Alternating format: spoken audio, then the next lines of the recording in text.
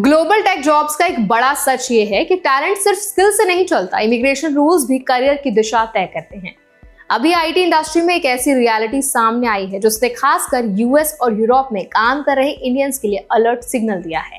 तो आज इस वीडियो में हम क्लियर और प्रैक्टिकल तरीके से समझेंगे वर्क वीजा रूल्स क्या कहते हैं, कंपनीज पर इसका असर कैसे पड़ता है, इंडियन प्रोफेशनल्स के लीगल राइट्स क्या हैं और ऐसी पॉलिसी टाइटनिंग के बीच कैसे स्मार्ट प्लानिंग करनी चाहिए।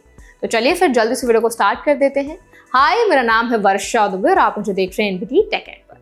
आईटी सर्विसेज जायंट कॉग्निजेंट ने अपने एनुअल रिपोर्ट में ओपनली एक्नॉलेज किया है कि यूएस और यूरोप में वर्क वीजाज अब बिजनेस रिस्क फैक्टर बनते जा रहे हैं। इसका मतलब सिंपल भाषा में यह है कि इमिग्रेशन पॉलिसीज का tightening project staffing, employ mobility और हायरिंग कॉस्ट पर सीधे असर डाल सकता है।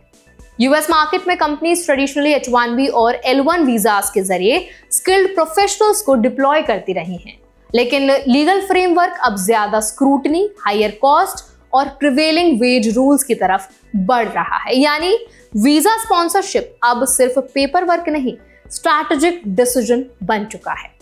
यूएस इमिग्रेशन लॉ का कोर प्रिंसिपल ये है कि H1B visa employer sponsored temporary work authorisation है। इसका legal purpose foreign skilled labour को अलाउ करना है, लेकिन कंडीशन ये है कि एम्प्लॉयर प्रूव करे कि वर्कर स्पेशलाइज्ड स्किल लाता है और वेज लोकल बेंचमार्क से कम नहीं है। हाल के रेगुलेटरी टाइटनिंग में processing delays, higher compliance checks और इंक्रीज्ड वीजा कॉस्ट शामिल है।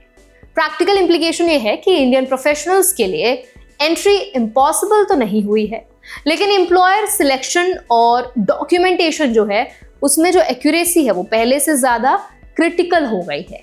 Indian IT workforce historically US staffing ecosystem का बड़ा हिस्सा रही है। कंपनीज अब डिपेंडेंसी कम करने के लिए लोकल हायरिंग बढ़ा रही हैं क्योंकि पॉलिसी एनवायरनमेंट अनप्रेडिक्टेबल हो सकता है। लेकिन लीगल स्टैंड पॉइंट से इंडियन प्रोफेशनल्स के राइट्स एकदम क्लियर हैं, एकदम सही हैं। अगर वीजा प्रॉपरली अप्रूव्ड है, वेज कंप्लायंस मीट होती है और एम्प्लॉयमेंट टर्म्स फॉलो किए जाते हैं तो वर्कर प्रोटेक्टेड स्टेटस में रहता है। वीजा डिनाइल या डिले होने की स्थिति में एप्लीकेंट को डॉक्यूमेंटेशन रिव्यू, लीगल अपील या ऑल्टरनेट वीजा पाथवेज एक्सप्लोर करने का अधिकार है। यह समझना जरूरी है कि इमिग्रेशन डिसीजन आर्बिट्रेरी नहीं होता, हर स्टेप स्टैट्यूटरी फ्रेमवर्क से गवर्न्ड होता है। यूरोप की सिचुएशन भी सिमिलर डायरेक्शन में जा रही है। European union intra company transfer rules को हार्मोनाइज कर रहा है ताकि क्रॉस बॉर्डर डिप्लॉयमेंट रेगुलेटेड रहे। इसका इफेक्ट एम्प्लॉय मोबिलिटी प्रोग्राम्स पर दिखता है। कंपनीज को कंप्लायंस रिपोर्टिंग और एलिजिबिलिटी प्रूफ ज्यादा स्ट्रिक्ट तरीके से मेंटेन करना पड़ता है।